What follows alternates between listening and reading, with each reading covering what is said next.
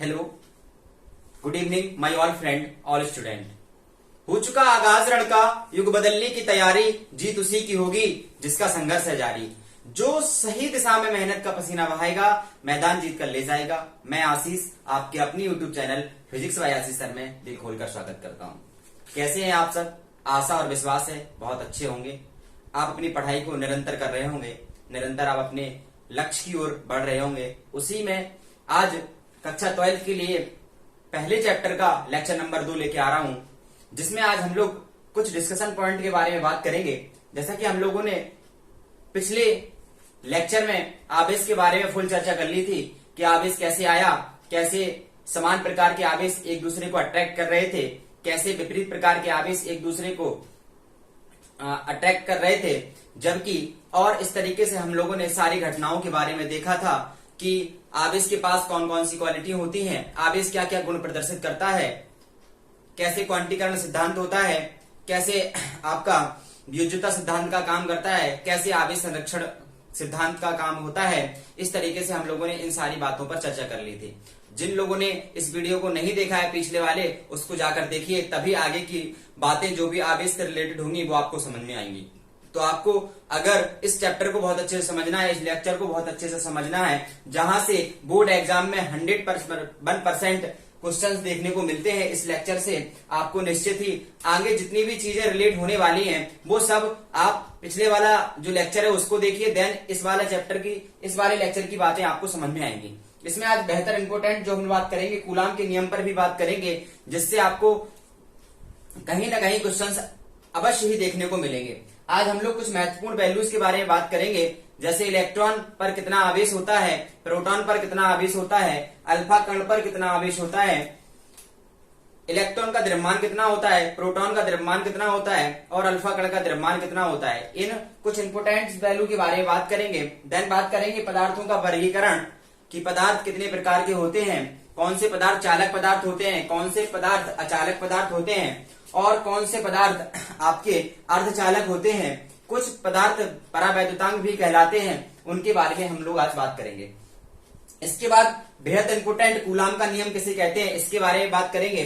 साथ में एक छोटा सा टॉपिक्स और इसमें रहेगा, सजातीय और विजातीय आवेश, उसके बारे में भी बात कर लेंगे कि सजातीय आवेश क्या होते हैं और विजातीय आवेश क्या होते हैं।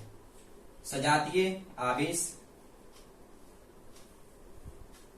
और विजातीय आवेश और विजातीय आवेश, विजातीय आवेश।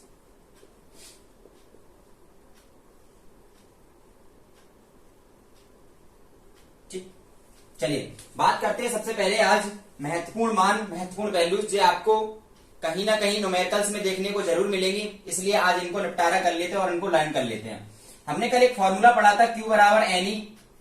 इसको हम लोग क्या कहते हैं, क्वांटीकरण सिद्धांत भी कहते हैं, जहां n नंबर ऑफ इलेक्ट्रॉन थे, E क्या था, मूल आवेश जिसका मान 1.6 10⁻⁻19 था, और Q क्या था, उस पर आवेश, किसी भी वस्तु पर आवेश। तो बात करते हैं इलेक्ट्रॉन पर आवेश कितना होता है। तो आपको याद रखना है इलेक्ट्रॉन पर आवेश होता है प्लस का -1.6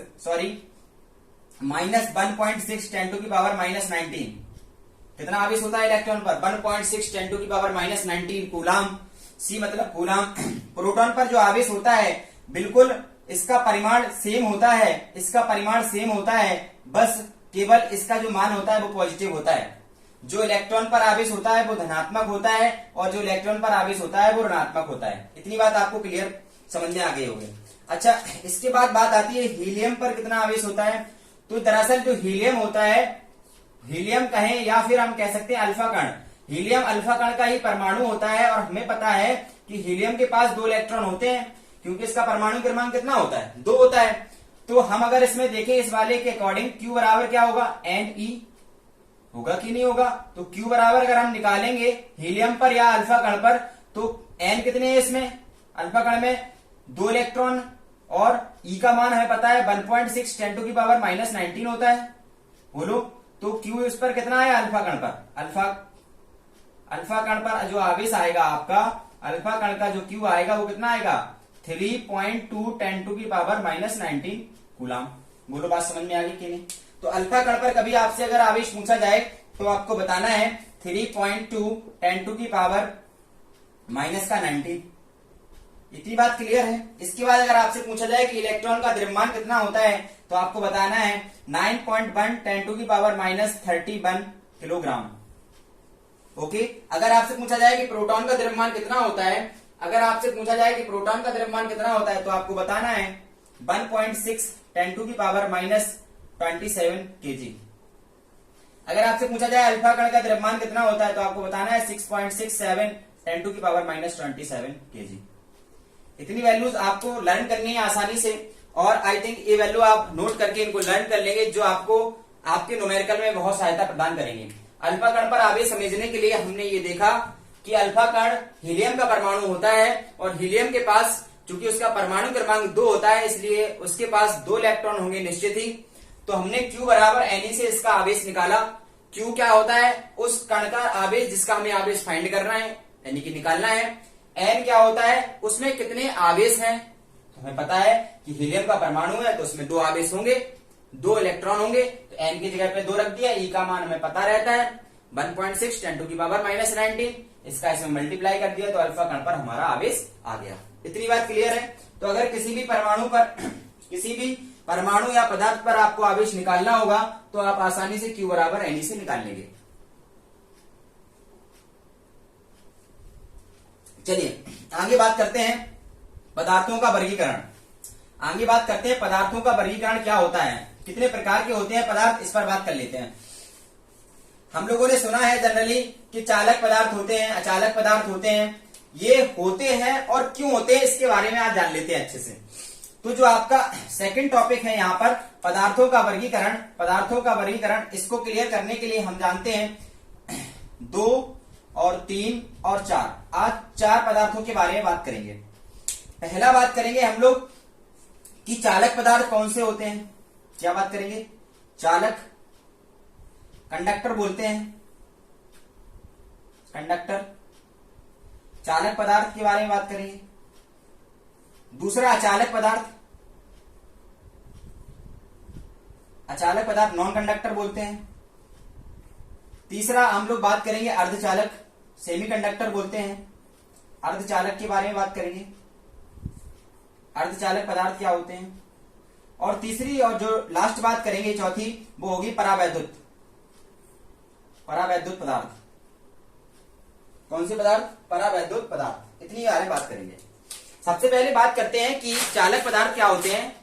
चालक पदार्थ सीधी सी ये बात है, अगर हम कहें कि जनरली हमें जो पढ़ाया जाता है और हम लोग जो सीखते हैं वो ये है कि जिन पदार्थों में इलेक्ट्रॉन भरपूर मात्रा में होते हैं या जो मुक्त इलेक्ट्रॉन होते हैं वो भरपूर मात्रा में मौजूद होते हैं उनको हम लोग कहते हैं चालक पदार्थ। या फिर दूसरा इस तरीके से भी डिफाइन करते हैं इसको, जिनमें विद्युत धारा का प्रवाह आसानी से हो सकता है, वे पदार्थ कहलाते हैं आपके चालक पदार्थ। कहने का ये मतलब है जिनमें मुक्त इलेक्ट्रॉन की संख्या बहुत ज्यादा होती है। किसकी? जो मुक्त इलेक्ट्रॉन होते हैं, फ्री इलेक्ट्रॉन, मुक्त इलेक्ट्रॉन अधिक हो तो हम कहेंगे कि वो पदार्थ क्या है? चालक पदार्थ है। हम कहें अगर मुक्त इलेक्ट्रॉन कम हो, क्या हो? कम क्या? बिल्कुल नगण्य हो, मुक्त इलेक्ट्रॉन बिल्कुल नगण्य हो, तो वो पदार्थ कहला जाएगा आपका अचालक पदार्थ। अर्धचालक वे पदार्थ होते हैं जिनमें चालक के भी गुण होते हैं, चालक और अचालक दोनों के गुण होते हैं कुछ ना कुछ, तो वो आपके कहलाते हैं अर्धचालक। बोलो इतनी बात समझ में आ गई कि नहीं? परावैद्युत पदार्थ वे पदार्थ होते हैं जो होते तो अचालक हैं, लेकिन वैद्युत प्रभाव नहीं दिखाते हैं तथा ये व्यवहार करते हैं आपके चालक की भांति, कभी कभी चालक की भांति व्यवहार करते हैं, तो वो परावैद्युत पदार्थ कहलाते हैं। चालक पदार्थ में आपने बहुत अच्छे एग्जाम्पल देखे होंगे, जैसे आपका सोना है, चांदी है, लोहा है, ये आपके चालक पदार्थ होते हैं। बोलो बात समझ में आ गई? अचालक पदार्थ आपको पता है, अचालक पदार्थ सोना इसमें ना लिखे तो ज्यादा सही है। चांदी आपका लोहा है, सिल्वर है, ठीक है ना, चांदी है, इस तरीके से ये आपके चालक पदार्थ। अचालक पदार्थ क्या होते हैं? अचालक पदार्थ हम लोग जानते हैं, लकड़ी है, ठीक है, सूखी लकड़ी होनी चाहिए। अभ्रमक एक अच्छा नाम आता है, ठीक है ना। इस तरीके से ये आपके क्या होते हैं? अचालक पदार्थ। अर्धचालक में सबसे ज्यादा पूछा जाता है जर्मेनियम। क्या? जर्मेनियम। जर्मेनियम, और आपका होता है सिलिकॉन, सिलिकॉन। ये कॉमन आपके जो अर्धचालक के अंदर आते हैं वो ये है। इतनी बात क्लियर है। लकड़ी सूखी होनी चाहिए, ये बात हमेशा याद रखना, वरना आप कहें कि वो उसके अंदर तो इलेक्ट्रॉन या विद्युत धारा प्रवाह होती है, तो वो लकड़ी कैसी होनी चाहिए, सूखी होनी चाहिए। इतनी बातें क्लियर है। ये बात हो गई आपके पदार्थ के वर्गीकरण की। इसके बाद थोड़ी सी बात करते हैं सजातीय और विजातीय आवेश की, फिर उसके बाद जस्ट चलते हैं हम लोग कूलाम के नियम पर। फिर हम लोग चलते हैं जस्ट कूलाम के नियम पर। तो सजातीय आवेश और विजातीय आवेश क्या होते हैं, इसको जानने के लिए बहुत छोटा सा कॉन्सेप्ट ये है। सजातीय आवेश सेम चार्ज, सजातीय आवेश ऐसे आवेश जिनके पास चार्ज कैसा हो, समान हो, सजातीय आवेश कहलाते हैं। मान के चला एक प्लस क्यू और दूसरा भी प्लस क्यू है, तो ये क्या कहलाएंगे, आपके सजातीय आवेश कहलाएंगे। बोलो बात समझ में आ गई। दूसरा विजातीय आवेश क्या होते हैं, विजातीय आवेश, विजातीय आवेश अगर एक प्लस तो दूसरा माइनस होना चाहिए, मतलब विपरीत प्रकार के अगर चार्ज होते हैं तो उन्हें कहते हैं विजातीय आवेश। कल हम लोगों ने देखा था कि सेम सेम चार्ज प्लस अगर यहां है और प्लस यहां है तो एक दूसरे को क्या कर रहे थे, ये रिपल कर रहे थे, यानी कि प्रतिकर्षित कर रहे थे, प्रतिकर्षित। बोलो बात समझ में आ रही। अगर एक नेगेटिव और एक नेगेटिव दूसरा, ये आपस में क्या करेंगे, एक दूसरे को, ये भी प्रतिकर्षित कर रहे थे, ये भी प्रतिकर्षित कर रहे थे। बोलो। और ऐसी कंडीशन हो कि एक प्लस चार्ज हो आपके पास, दूसरा नेगेटिव चार्ज हो, तो एक दूसरे को क्या कर रहे थे, अट्रैक्ट कर रहे थे, यानी कि खींचने का काम कर रहे थे, आकर्षित कर रहे थे। बोलो बात समझ में आ गई कि नहीं, बोलो बात समझ में आ गई। यानी कि सेम चार्ज सजातीय आवेश एक दूसरे को हटा रहे हैं, प्रतिकर्षित कर रहे हैं, विजातीय आवेश एक दूसरे को अट्रैक्ट करने का काम कर रहे हैं। यही काम सजातीय और विजातीय देखने के लिए एक वैज्ञानिक आए कूलाम, इन्होंने ये कहा कि ऐसा है भाई, जो आवेश आप बता रहे हो कि सजातीय और विजातीय आवेश हैं, वो एक दूसरे को हटा रहे हैं या फिर खींच रहे हैं, तो उनके बीच में एक फोर्स काम करेगा, एक बल काम कर रहा होगा, जिसको हम लोग नाम देंगे वैद्युत बल। कूलाम भैया ने ये कहा कि ऐसा है कि जो दो आवेश आप ले रहे हो, चाहे वो सजातीय हो या फिर विजातीय आवेश हो, अगर सजातीय है तो वो एक दूसरे को हटा रहे हैं, वहां पर एक बल लगेगा, और अगर दोनों विजातीय आवेश हैं, यानी कि एक प्लस एक माइनस, तो एक दूसरे को पास में लाने का काम कर रहे हैं, तो निश्चित है उनके बीच एक बल काम कर रहा होगा, जिस बल का नाम होगा वैद्युत बल। वो हम नियम दे रहे हैं कि वो वैद्युत बल क्या होता है, उस बल के बारे में बात की, उसे कहा गया कूलाम का नियम। बोलो बात समझ में आई कि नहीं। चलो सबसे बात करते हैं कूलाम के नियम की। बोर्ड एग्जाम में काफी पूछने वाला क्वेश्चन है कि कूलाम का नियम किसे कहते हैं, और इससे हजारों क्वेश्चन बनते हैं कि कूलाम के नियम पर आधारित बहुत सारे क्वेश्चन हमें देखने को मिलते हैं। सबसे पहले बात करते हैं कूलाम के नियम की। तो कूलाम का नियम ये कहता है कि अगर आपके पास कोई दो बिंदु आवेश है, मान के चलिए एक यहां पर बिंदु आवेश है प्लस Q1 और यहां पर एक आवेश है प्लस Q2, बोलो बात समझ में आ गई। और ये किस दूरी पर स्थित है, निर्वात में होनी चाहिए, वायु में। स्थिर आवेश है, रुके हुए हैं, ठीक है ना, ये स्थिर आवेश है, इसलिए इनके बीच में मान ली चले हम, इनकी बीच की दूरी है स्मॉल r, कितनी है स्मॉल r। इतनी बात क्लियर है। दो समान प्रकार के आवेश रखे हुए हैं परस्पर स्मॉल r दूरी पर। सर दो प्लस प्लस क्यों लिया, एक प्लस एक माइनस ले लो, बिल्कुल ले लो। मान के चला आपके पास ऐसी कंडीशन है कि एक प्लस Q1 आवेश है और दूसरा माइनस Q2 आवेश है, ये परस्पर स्मॉल r दूरी पर रखे हैं। बोलो बात समझ में आई कि नहीं। तो यहां पर हम देख रहे थे कि दो आवेश जब परस्पर पास में रखे हो तो उनके बीच बल काम कर रहा था। मान के चला अगर इनके बीच प्रतिकर्षण बल का काम कर रहा हो तो बाहर की ओर लगेगा कि नहीं, F, और अट्रैक्ट बल लगा हो तो ये अंदर की ओर लगेगा, एक दूसरे को खींचने का काम कर रहे होंगे। बोलो बात समझ में आई कि नहीं। तो ये जो बल F है इसी को हम लोगों को फाइंड करना है, ये जो बल F है इसी को हम लोगों को फाइंड करना है। तो कूलाम ने ये कहा, सुनते जाइए, कूलाम के नियम के अनुसार, इस नियम के अनुसार, इस नियम के अनुसार, इस नियम के अनुसार कोई दो बिंदु आवेश, इस नियम के अनुसार कोई दो बिंदु आवेश दो बिंदु आवेश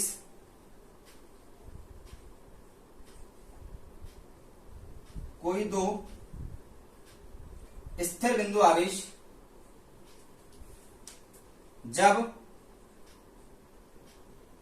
किसी दूरी पर रखे हों, किसी दूरी पर रखे हों, तो उनके बीच एक आकर्षण या प्रतिकर्षण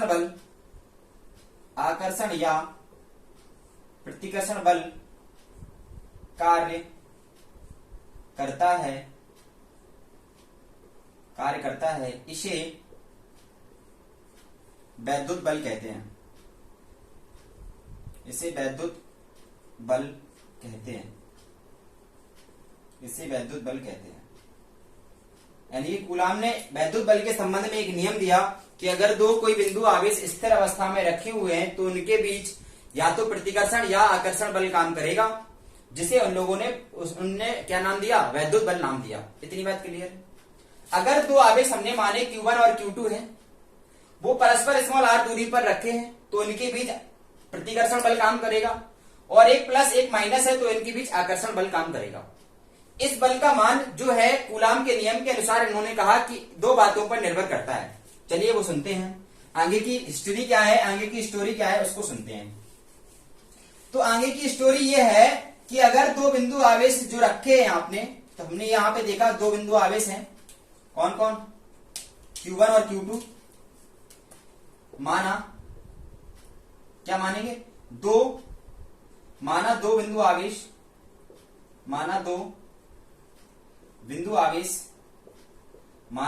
आवेश कौन कौन से लिया आपने, Q1 व Q2।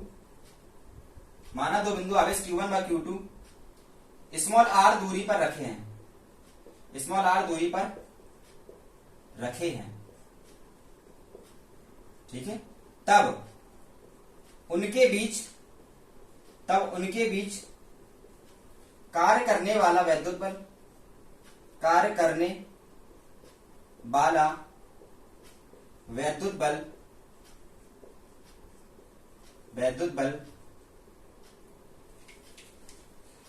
दोनों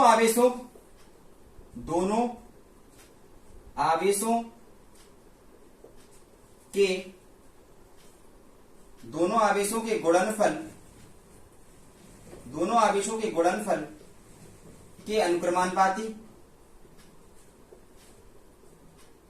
अनुक्रमानुपाती तथा उनकी बीच की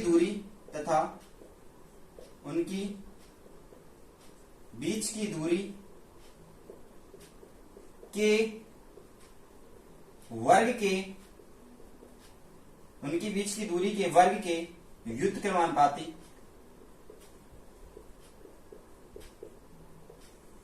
होता है।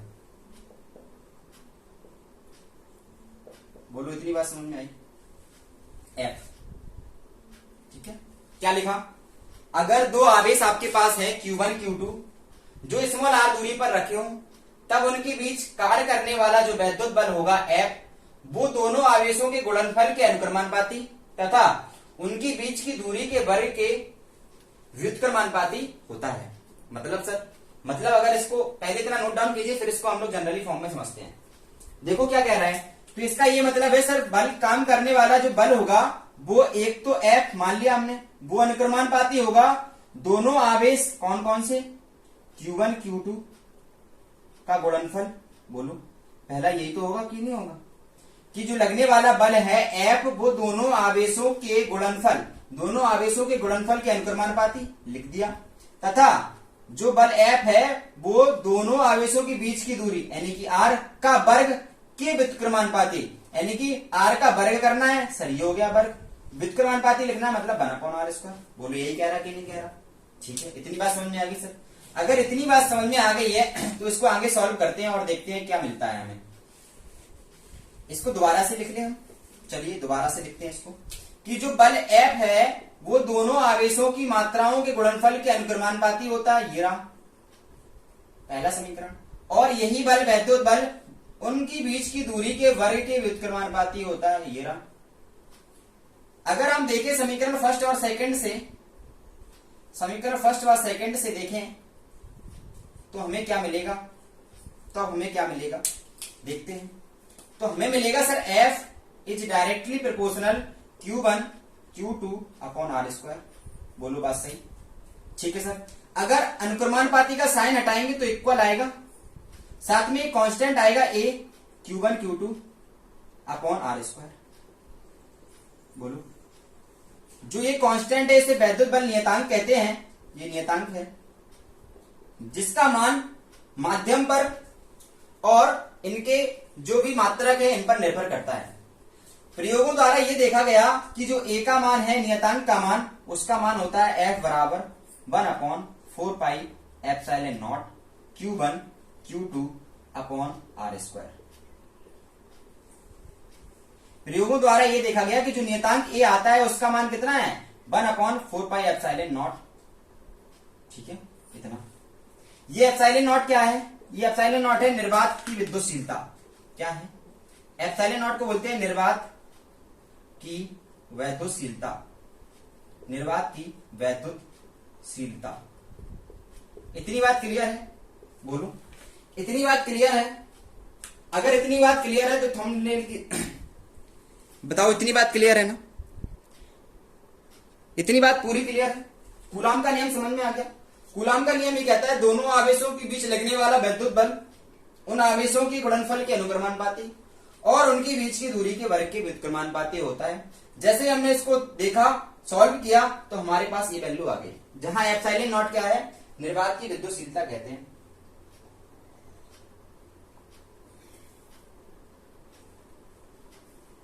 अच्छा, इसको क्या कहते हैं, निर्वात की विद्युतशीलता। और इसको पढ़ते क्या है, इसको पढ़ते हैं एप्सिलॉन जीरो, एप्सिलॉन जीरो पढ़ते हैं इसको, एप्सिलॉन जीरो पढ़ते हैं इसको। क्या पढ़ते हैं, एप्सिलॉन जीरो। बोलो इतनी बात क्लियर, इतनी बात क्लियर है तो इसको नोट डाउन कीजिए, फिर आगे चलते हैं।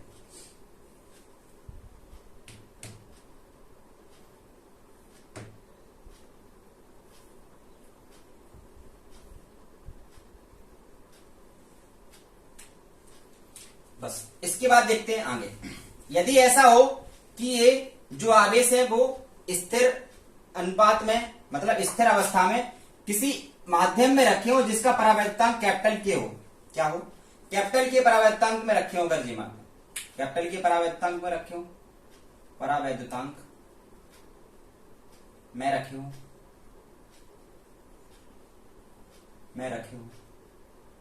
तब जो F होगा वो कुछ इस तरीके से निकल के आएगा आपका 1 अपॉन 4 पाई एप्सिलॉन नॉट के Q1 Q2 upon R square. इसके बारे में भी चर्चा करेंगे कि ये क्या है, कैसे निर्भर करता है, कैसे क्या सीन रहता है इसका। अच्छा, निर्वात के लिए K का मान 1 होता है, ये लिख लीजिए, यहीं से ये वाला फॉर्मूला आपका ड्राइव हो जाएगा। निर्वात या वायु के लिए जो K होता है वो 1 होता है, निर्वात के लिए K का मान 1 होता है, इसलिए ये वाला फॉर्मूला यहां से ड्राइव हो जाता है। इतनी बात क्लियर है। इससे आप पहुंच सकते हैं और इससे आप पहुंच सकते हैं, ठीक, इतनी बात क्लियर है, बोलो यस सर, ठीक है सर। इसके बाद बात करते हैं, ये वाला जो मान है इसका डायरेक्ट